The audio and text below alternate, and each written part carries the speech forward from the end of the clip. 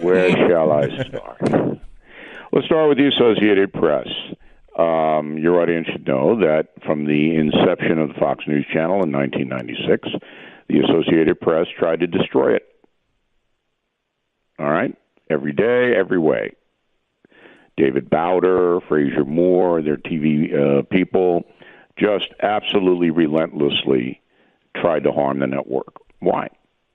All right, so you can answer that question because you were there at Fox for a short period of time. Secondly, the tradition of shouting questions is what made Sam Donaldson famous. Yes.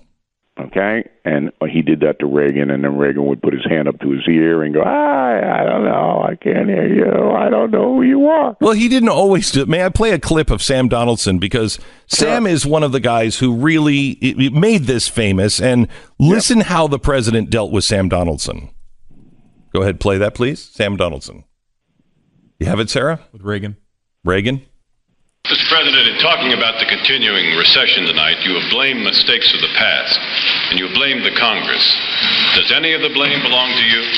Yes, because for many years I was a Democrat.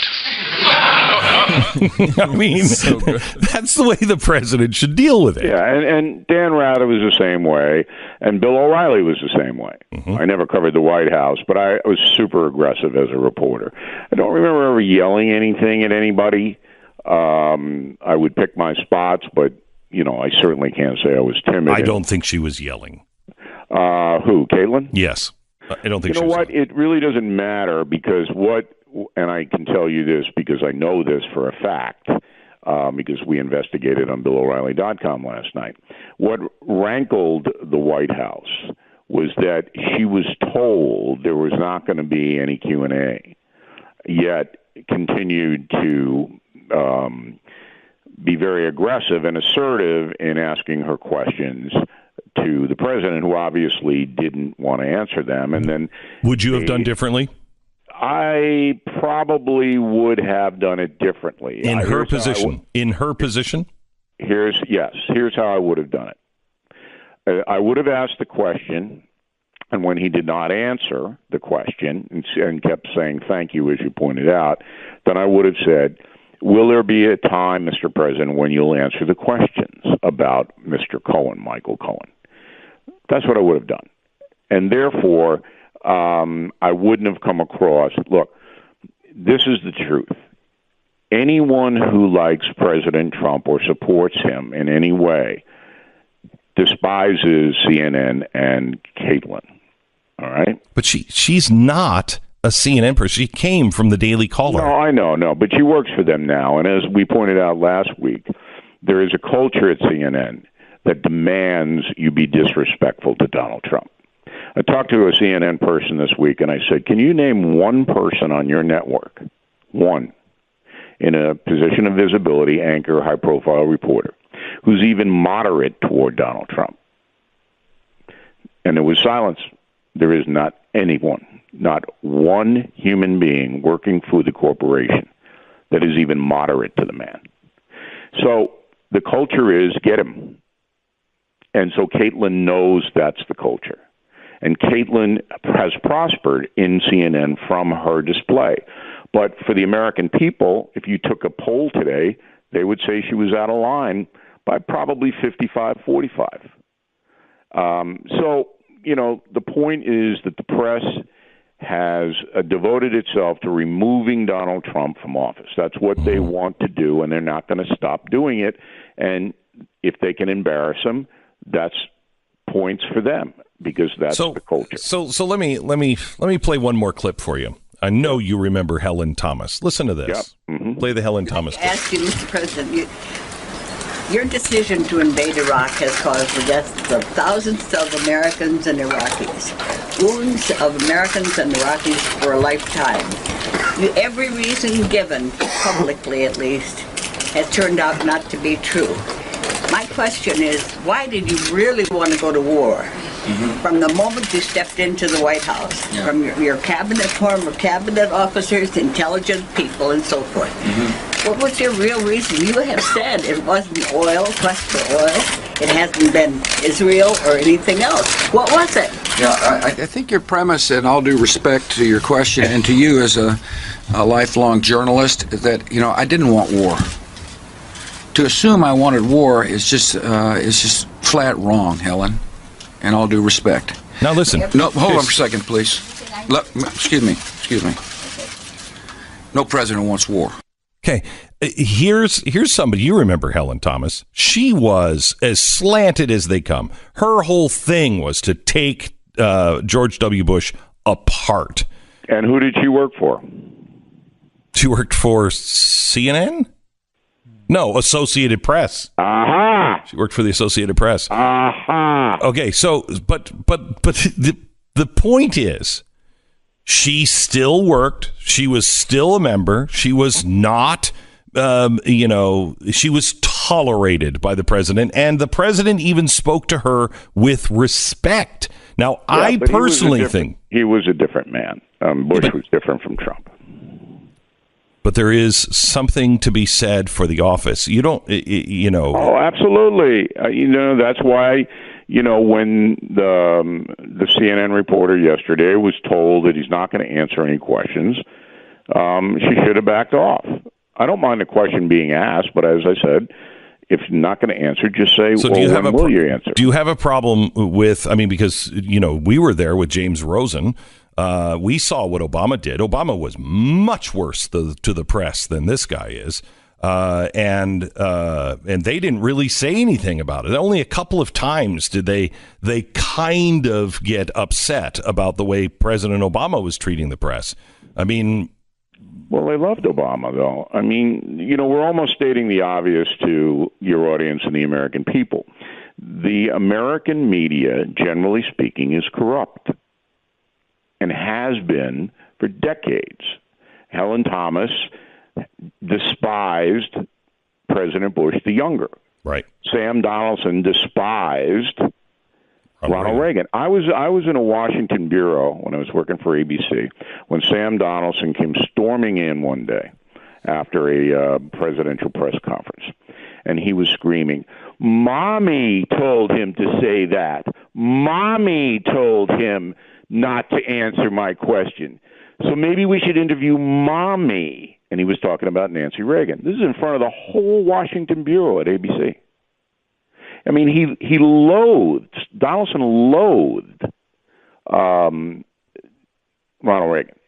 And Roone Arledge, the president of ABC, loved it because he was of the show business look. Donaldson is like Howard Cosell. People are going to come to us to watch, and that was the whole thing. So if anybody in this country believes that the media is fair and seeking the truth, you must be breathing. And I don't think that's not my point. I don't believe they're seeking the truth either. They have shout about their rights, but they don't. It's a culture, right? And you're rewarded for being corrupt. You're rewarded for trying to embarrass Donald Trump or George W. Bush or Ronald Reagan. You're rewarded for that. My point is, as the president of the United States, and a guy who they like to point out was a reality show guy, find the better way. Don't start kicking people out. Go study Ronald Reagan. I understand that. But that's never going to happen. Because Trump says, "Look, all of this energizes my base." I know. All right, so I know, but I will tell you this. Never going to do that. I tell you this: what Ronald Reagan just did to Sam Donaldson, the clip I just played, eviscerated him. Sure, right. It not only energizes his base, but it also makes others who are in the middle going, "Get him! That was great. That was brilliant." But it's a different time now. It's a different time. No, just a different guy. All right, back with Bill O'Reilly here in just a second. I want to tell you about our sponsor this half hour. It's Simply Safe. Simply Safe has the best security system for your home available. It is really top notch. You're not going to believe the price of it. You've been ripped off. I've been ripped off. We all have for so long from these security companies. They come in and they wire your house, and they charge you so much money for all of the equipment. The equipment doesn't cost that much, and you don't have to wire it up. And then if you don't like the service, then you can't use it anymore. It's insanity. Simply Safe's system is designed so you will never notice it, but the bad guys do, and it notices the bad guys. It's really intuitive. The 24/7 monitoring is $14.99 a month. It will dispatch police and fire. It is rock solid. You own it. No contracts, no wires. Protect your home today with Simply Safe. Go to simplysafebeck.com. Grab your security system for a 10% discount now at Simply. So Bill O'Reilly from BillO'Reilly.com, and also the author of the new book that's coming out September 18th, the same day my book is coming out, Killing the SS. It is, Bill, I'm halfway through, and it is really good. It's the best book you've written so far. Thank you. That's very kind of you to say that. I appreciate it. It's the only book I've read of yours, and I've only read I've only read a chapter in the middle, but so far chapter in the what people don't know is that you have servants to read to you. Well, I fan you. I will tell you, it's really fascinating. Not what I expected at all, but just really fascinating. Really Where do you good. get to the end? The end is just going to blow your mind. The last chapter is an amazing exposition that nobody knows about. So, Bill, let me see if I could get you to say one nice thing about the press. Is there anything you can say? I have to be honest because I've taken a beating. I know. From these people, so it's personal, and I'm not asking people to believe me, but I've been in this. I think most people do know. I think most people believe you. I hope so. Yeah. I mean, we've prospered everywhere we've been for 45 years. Yeah. And that's how long I've been a journalist.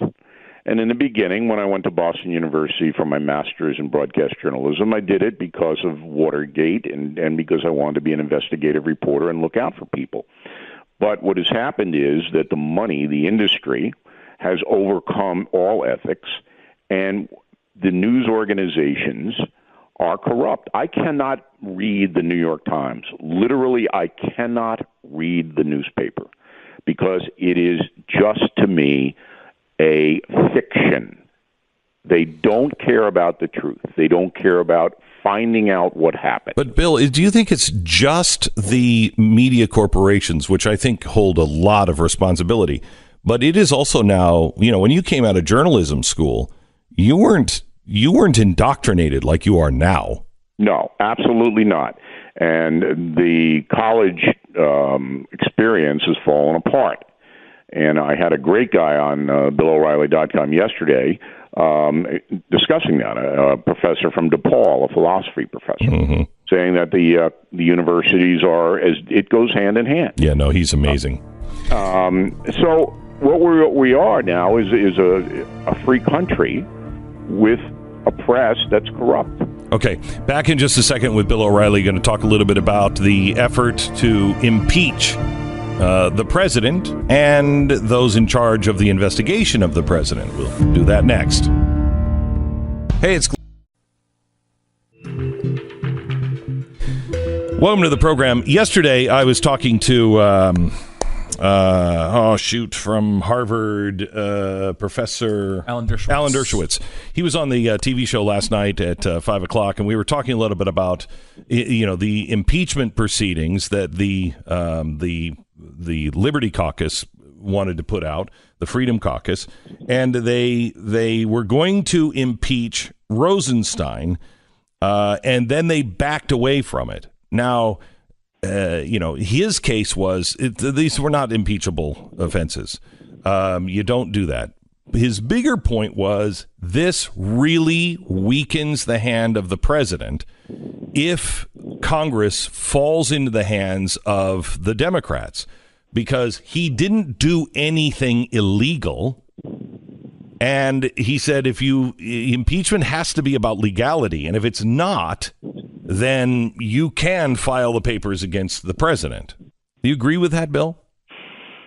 Yeah. I mean, I think if you diminish the original intent of impeachment by using it to punish a civil servant like Rod Rosenstein, who's obviously doing the wrong thing, that leaves the door open to punishing anybody you want, including the president, with a mechanism that wasn't designed for that purpose. But I like to cut through all the BS, and people don't even know who Rod Rosenstein is or why they're mad at him.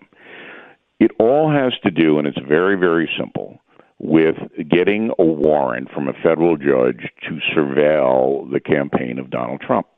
That's what this is all about. Mm-hmm. And we know enough now to state factually that information brought to the judge, whoever that may be, the judge is still anonymous, by the FBI was fallacious, was false. So they got a warrant under false pretenses. That's a crime. And the Congress people want to know exactly who put the false stuff in the application, who did it. Well, wait, what's the false stuff? I can see that the false stuff is that the FBI was using rumor as fact. Rumor about Donald Trump and his associates working with Russian people. They were rumors, not facts, but they were presented to the federal judge as facts. And the federal judge did not know that these rumors came from the Hillary Clinton campaign, were purchased by her and her people. Yeah, I would think that I think it would be very easy to argue. I'm with you, Bill, on this, but I just play the other side. I think it would be very easy to argue that we didn't make up any facts. They didn't lie. That we didn't tell them everything, but we didn't think we needed to. Let's see it then. Yeah, I know. See your application. Right. That's what this is all about. That Rod Rosenstein and Jeff Sessions and Donald Trump will not put out what the application says and who signed off on it. So, and this is the real problem. And I actually agree with Meadows and the rest of his group when you have somebody in justice who is running an investigation that Congress has oversight on, and you subpoena. I mean, if you subpoena me, if Congress subpoenas me and I don't show up, I go to jail. If a court subpoenas me for a speeding thing, I go to jail if I don't show up. This guy is not showing up. He's not producing records. Why isn't he in contempt of Congress, at least? Why aren't they just throwing him in jail on this?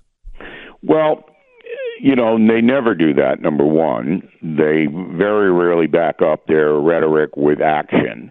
They could cite him for contempt, but Holder was the former Attorney General, cited for contempt as well. I know.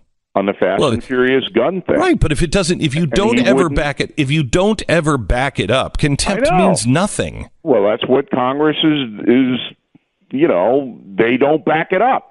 But if I'm President Trump, I order Rosenstein to put out the documents, give them to the congressional committee that subpoenaed them now. Why aren't they? If he says no, I fire him. Why aren't they? It's speculation, Beck. You want me to speculate? Yeah, I do. All right, because I don't like to do that. I know. O'Reilly.com, where it's a no speculation zone. Yeah. The only thing that I can think of, and I don't have any information to back this up, is that in the application to the federal judge to get the wiretap on the Trump campaign, the FBI cited a lot of seamy stuff, a lot of salacious stuff that they heard, and that Trump doesn't want that put out to anybody.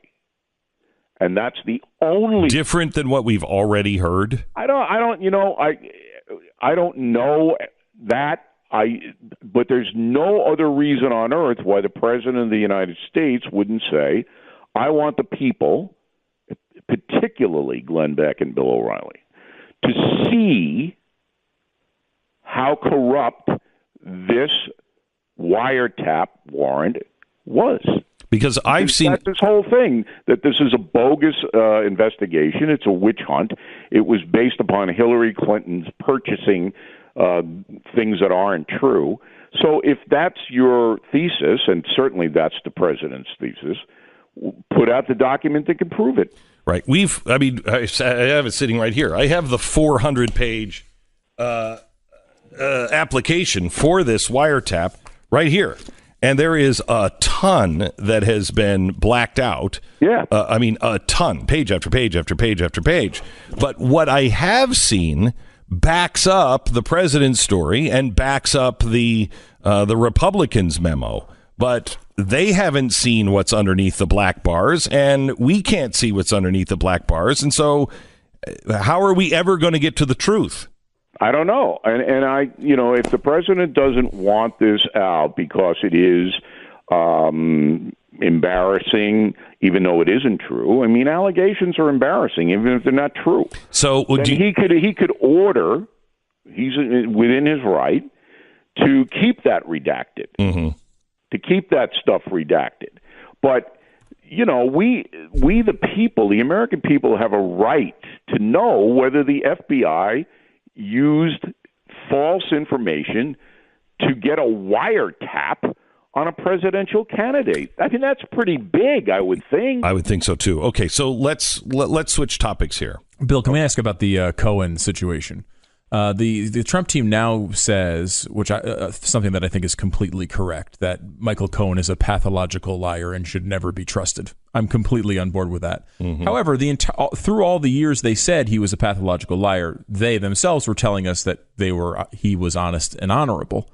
So is this just one of these situations that we shouldn't take anything at face value from what they're saying? Everyone's trying to protect themselves at this point, and it's just it's all chaos, and all I can tell you is this: when President Trump was running for president, I got a call from him about an issue that he was interested in that I had said on the O'Reilly Factor, and we discussed the issue. And I said, "Hey, why don't you come on tonight?" He was a candidate at that time.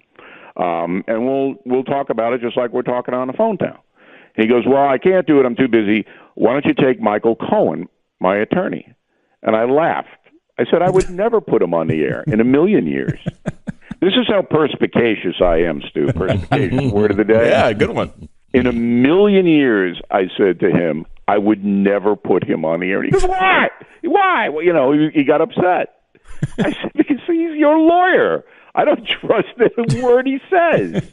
I mean, why would I put him on the air and subject my audience to him?" Now, I don't know Michael Cohen. I don't know anything about him. But, he's what they call in New York City an operator. And that's not a phone operator. Yeah, it's like a mob attorney. He's a guy that's your word, not me when the lawsuit comes, right? He's a guy that's just around, and everything he does is either to get money or to get fame.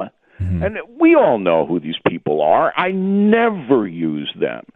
And so all I can tell you is that this guy feels that his life is falling apart because of Donald Trump, and now he's going to get Donald Trump. He's going to say anything. He's going to do anything. And that's where it is. Do you find it interesting, Bill, that the media, who has had the same opinion as you and I and Glenn over the years about Michael Cohen, suddenly finds him incredibly credible? Now, he's deep throat. Yeah. He is the savior of the Republic. Right. This man goes down beside Samuel Adams. But wait a minute, let's reverse this. The people who all said, "Oh, he's a saint. He's the greatest. He is absolutely the best the president can find." Now we're like, "That dirtbag. Look how stupid he is. He's recording phone calls." But I really never heard anybody say that about Michael Cohen, even when he was in with the Trump people. I mean, I never heard that. So it's all crazy, but you're at the media now. He is John the Baptist. Does anything come of that, Bill? Anything come of that? I don't think so. I think it's all been discredited so much. the Mueller investigation, including that you'd have to have, a tape of Putin and Trump on a Caribbean island going, we're going to get that Hillary and you're going to help us, right? That's right, Mr. President. You'd have to have that tape to convince the American people. Bill O'Reilly from BillO'Reilly.com. Thank you so much. All right, guys. Is it true that I heard the rumor that Killing the SS comes out the same day as Addicted to Outrage? Is that actually true? We cannot be beaten by Bill O'Reilly. We can't. He will never let me hear the end of it. No, he will torture you with that every time he gets on the phone. For the rest of the time. Yes. Well, Beck, and if I'm number one, I guarantee you he'll be like, congratulations. It was whatever. He will just totally downplay anything. So please, buy his book because it is really good. But mine is coming out on the same day. Addicted to Outrage. Order it now. In fact, order 100 copies of it right now. You can do it at Amazon.com. It's the longest book I think we've ever. It's 468 pages. And I have slaved over each word on this book, and I think I'm reading it now for the audio edition, and I think it's really, really good. I think you're really going to enjoy it. And it's saying some things that you don't hear elsewhere. It's called Addicted to Outrage, and it's available on Amazon right now. Comes out September 18th. All right. If you remember, July of last year, Bitcoin had just crashed by 40%. And Tika Tiwari comes out. He writes the Palm Beach letter. And he said, you got to get into Bitcoin right now. It had crashed 40%. It was $1,850. That's when I got in. Okay. He said at the time Bitcoin could get into $10,000, and people thought he was nuts. We were in the middle of a horrific bear market on this. It looked really bad. By the end of the year, Bitcoin hit $19,700. Okay. Then it crashed. Tika has just come out and said another big event is happening, and it is going to take Bitcoin up 10x or more. So it could be $40,000 or higher, and he says by Christmas. You need to learn about cryptos and the best way to invest, and now is the time to do it. We have an education course that Tika put together. He explains what cryptos are, how they work, which ones he recommends, and how to buy them. Everyone should have at least $100 in Bitcoin. This is a game-changing, generational wealth kind of event if it happens. Check the exclusive Glenn Beck course out now. It's smartcryptocourse.com. Learn all about it, and then do your own homework and find out if you want to invest or not. But smartcryptocourse.com. Take it now. Call 877-PBL-BECK, 877-PBL-BECK, or you can just log online at smart. Man, if you live in California, I want you to listen to the next hour because I'm going to give you some information on your state and what your state has done to you. Just on energy, there's a heat wave going on, and it's a little different in Texas than in California. In California, they're talking about there's a heat wave, could be 90. Oh, could be 90. It's been 110 for a week. Basically, there's a heat wave. If that's what you describe as a heat wave, Texas is in a heat wave from about April until Halloween.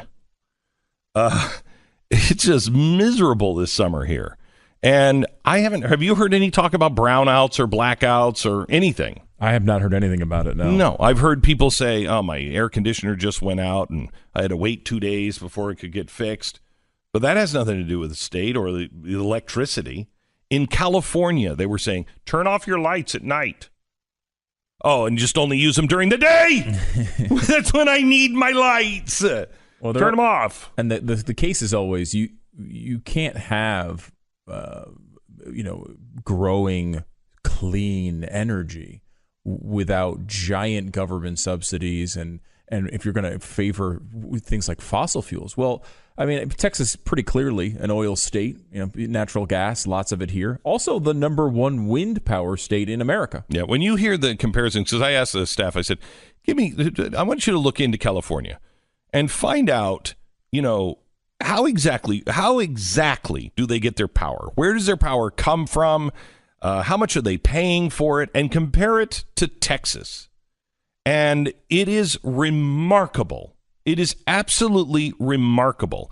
And it shows you why the progressive state just doesn't work. There is no progress in a progressive state. You become a slave to a giant system, where Texas has the most modern. We have our own power grid. We have so many different forms of electricity being generated here, and so many different power companies. You can basically pit them against each other. It's remarkable what's happening here in Texas in compared to California. And I want to show you what the progressive disease, how it rots the body in California. This hour, I'm going to compare the prices and the stability of electricity in California versus Texas. And it is stunning. It's stunning because we're both having a heat wave. Our heat wave is, 110. California is almost up to 90 this week, and they have rolling brownouts and blackouts, and we don't. Why? And how much are you paying for that stability of that electricity, California, compared to us? We'll explain that coming up in just a second. But as I was looking into California, we found something else. The California State Auditor just released a report of their findings after a 12-month audit of state employees. Took a year. One employee at the DMV was discovered that she slept at her desk every single day. Sleeping. Doing nothing. Sleeping every single day.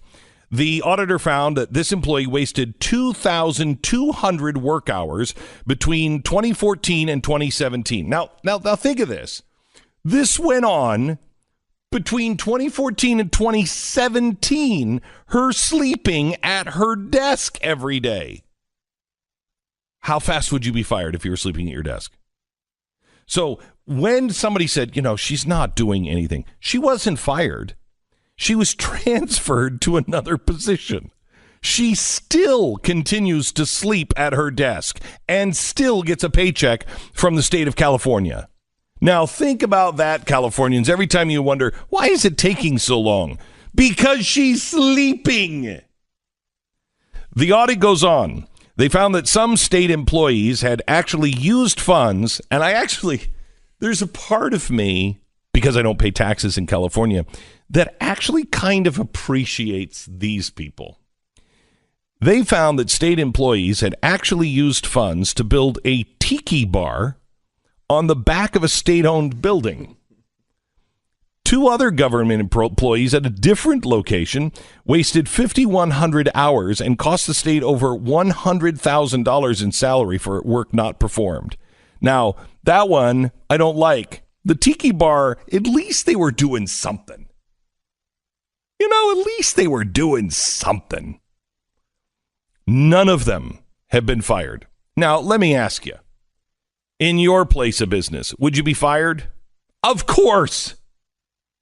This is the difference between the free market and the government.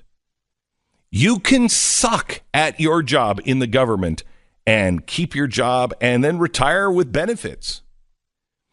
But one of my favorite lines in Ghostbusters is where the university is going to kick us out. So we'll just go out and do it in the free market. You don't understand.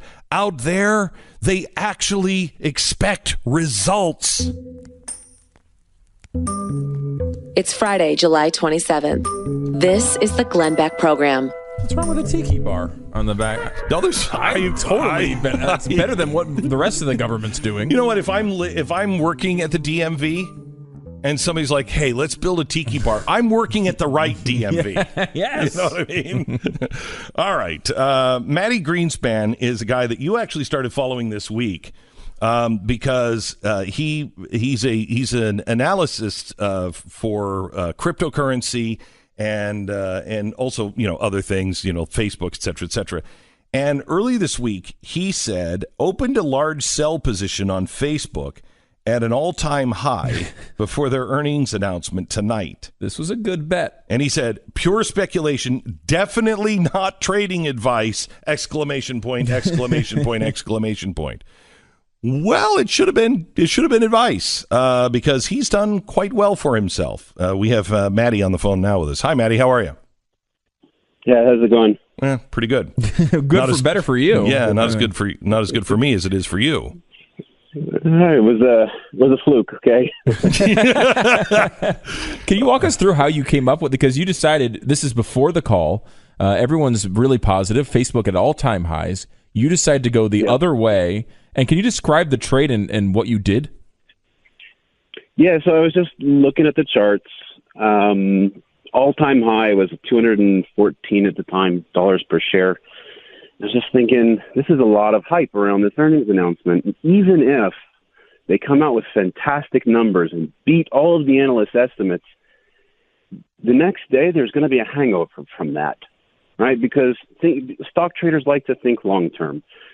I personally, I deleted the Facebook app from my phone. I still have an account, but I deleted the app from my phone. I know a lot of my friends who've done the same. Mm-hmm. A lot of people don't use it as much anymore. I mean, they have a great service and all. It's just, I don't know, people are just not using it. So I have a strong feeling that my children might not have a Facebook account.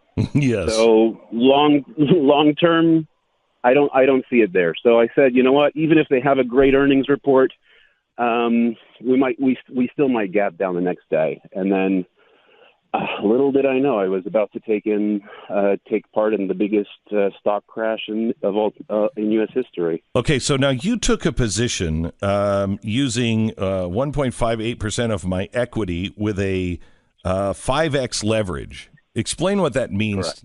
Explain what that means. So of the total equity in my account, I used about 1.6% of all of it. So I'm a very diverse trader. I have a lot of different investments in my portfolio. If you look on my portfolio, or there's a link in my Twitter bio, you can actually see everything that's in my portfolio that I'm holding at the moment. And basically that means that I was using 1.6% of it. And of that money, I was using 5 times leverage, which basically gives 5 times the buying power on the money that I was using. And so if you very risky trade. If you would have been wrong, it meant you would have had to pay those extra $4, right? For every dollar you bet, you would have had to cough up if you were wrong. So the way that the platform works on eToro is, let's say you allocate $1,000 to a trade. So basically you're going to have a stop loss somewhere in there, which will basically stop you out before you lose the entire $1,000.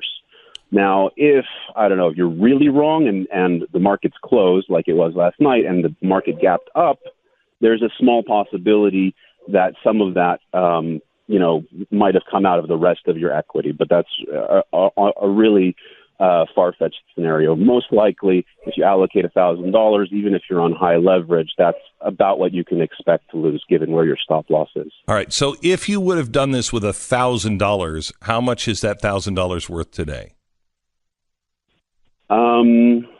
I haven't done the math. Well, let's just come up with something that maybe you have done the math on. If someone, and definitely not what you did, but someone like you, if they would have, you just fill in the numbers. Somebody like you, definitely not you. Right. So if you do $1,000 and you're expecting to take 100% profit, that would be $1,000 of profit. So that would basically be how it works out. That's no. What I'm asking is, how much money did you make? Seriously, it wasn't a lot. Maybe